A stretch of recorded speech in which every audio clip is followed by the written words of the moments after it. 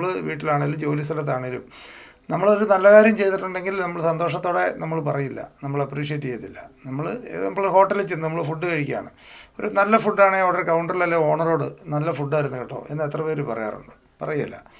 ചീത്തയാണ് കൃത്യമായിട്ട് റിപ്പോർട്ട് ചെയ്തിരിക്കും, കൃത്യമായിട്ട് പറയും കാശിന് ഉള്ളിലത്തെ സാമ്പാറാണ് കേട്ടോ, ഇതൊക്കെ എപ്പോൾ ഉണ്ടാക്കിയതാണ്, അല്ലെങ്കിൽ ആരാ ഇവിടെ ഉണ്ടാക്കുന്നത് എന്ന് ചോദിച്ചിരിക്കും. നല്ലതാണെങ്കിൽ ഓക്കെ, കുഴപ്പമില്ല, നമ്മൾ മിണ്ടില്ല.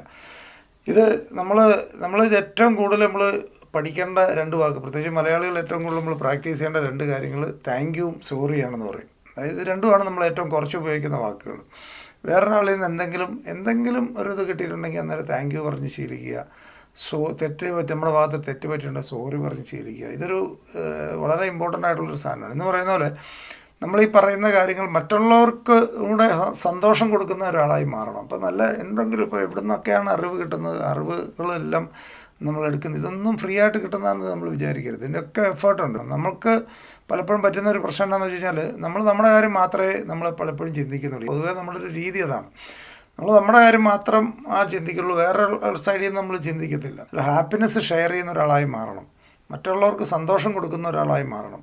കൂടുതൽ ആൾക്കാരും നമ്മൾ പ്രോബ്ലം ഷെയറിങ് ആൾക്കാരാണ്, പ്രോബ്ലം ക്രിയേറ്ററാണ്. ലോകത്തിലെ ഏറ്റവും കൂടുതൽ പൈസ ഉണ്ടാകുന്ന ആൾക്കാരാണ്, സിമ്പിളാണ്, ഏറ്റവും കൂടുതൽ പ്രോബ്ലം സോൾവ് ചെയ്യുന്നവർക്കാണ്, ഏറ്റവും കൂടുതൽ കോംപ്ലിക്കേഷൻ സോൾവ് ചെയ്യുന്നവർക്കാണ് ഏറ്റവും കൂടുതൽ പൈസ കിട്ടുന്നത് എല്ലായിടത്തും.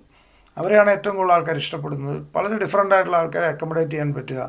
ഒരു കമ്പനിയിൽ തന്നെ നമ്മൾ ചിലപ്പോൾ ചിന്തിക്കും, ഇവിടെ സാധാരണ ആൾക്കാർ ചെയ്യുന്നത്, ഇപ്പോൾ പോലീസിലാണെങ്കിൽ ഒരു കോൺസ്റ്റബിൾ ചെയ്യുന്ന പണിയൊന്നും സത്യത്തിൽ ഒരു DGP ചെയ്യുന്നില്ലല്ലോ എന്ന് ചിലപ്പം വിചാരിക്കും. കോൺസ്റ്റബിളിന് കിട്ടുന്നതിൻ്റെ എത്രയോ ഇരട്ടിയായിരിക്കും ഒരു DGPയുടെ സാലറി.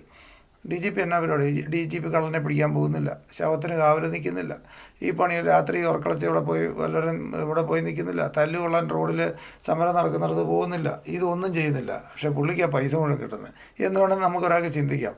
ഡിഫറൻസ് എന്താണ്? ഏറ്റവും കൂടുതൽ പുള്ളിയുടെ വർക്ക് നെക്കപ്പ് വർക്കാണ്. അദ്ദേഹത്തിൻ്റെ 24 മണിക്കൂർ അദ്ദേഹത്തിൻ്റെ മൈൻഡ് വർക്ക് ചെയ്തുകൊണ്ടിരിക്കുകയാണ്. അദ്ദേഹം ഏറ്റവും കൂടുതൽ പ്രോബ്ലത്തിന് സൊല്യൂഷൻ ഉണ്ടാക്കിക്കൊണ്ടിരിക്കുന്ന ആളാണ്. അപ്പോൾ അദ്ദേഹം ഒരിക്കലും പ്രോബ്ലം ക്രിയേറ്റർ ആയിരിക്കത്തില്ല. ഒരു സ്ഥാപനത്തിൽ നമ്മൾ വർക്ക് ചെയ്യുമ്പം അവിടെ നിൽക്കുന്ന ഏറ്റവും കുറഞ്ഞ ശമ്പളം ഉള്ള ഒരാളുടെ റീസൺ എന്താണെന്ന് വെച്ച് കഴിഞ്ഞാൽ അദ്ദേഹമാണ് അവിടുത്തെ ഏറ്റവും ചെറിയ പ്രോബ്ലം അദ്ദേഹത്തിന് തീർക്കാനുള്ള കപ്പാസിറ്റി ഉള്ളൂ. വലിയ പ്രോബ്ലം സോൾവ് ചെയ്യുന്ന ആൾക്കാർക്ക് ഓട്ടോമാറ്റിക്കായിട്ട് പ്രൊമോഷൻ കൂടുതൽ കൊടുത്ത് ഹയർ ലെവലിലേക്ക് വരും. അതാണ് ഏറ്റവും കൂടുതൽ പ്രോബ്ലം സോൾവറായി മാറുക. ഞാൻ വളരെ സിമ്പിളായിട്ട് ചോദിക്കുന്നതാണ്, നിങ്ങൾ ഓരോരുത്തരും ചെയ്തുകൊണ്ടിരിക്കുന്ന ജോലി ഇന്ന് വേറൊരാളെ ഏൽപ്പിച്ചാൽ എത്ര ദിവസം കൊണ്ട് അവരത് നിങ്ങൾ ചെയ്തുകൊണ്ടിരിക്കുന്ന അത്രയും പെർഫെക്ഷൻ ചെയ്യാൻ പറ്റും? പലചരക്ക് കട നടത്തുമായിരിക്കും, പച്ചക്കറി കട നടത്തുമായിരിക്കും, അല്ലെങ്കിൽ കടലക്കച്ചവടം നടത്തുന്ന ഒരാൾ.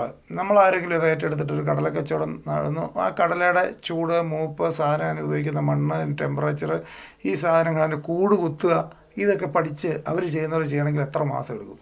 നമ്മൾ ചിന്തിക്കാറേ ഇല്ല. നമുക്ക് പൈസ, വെൽത്ത് എന്ന് പറയുന്നത് ഒരു ആർട്ടാണ്. അത് നമ്മൾ അട്രാക്റ്റ് ചെയ്ത് നമുക്ക് ഉണ്ടാക്കാൻ പറ്റും. അതിന് പറ്റുന്ന സ്കില്ലുകൾ നമ്മൾ പഠിക്കണം, അതിന് ക്ഷമ വേണം.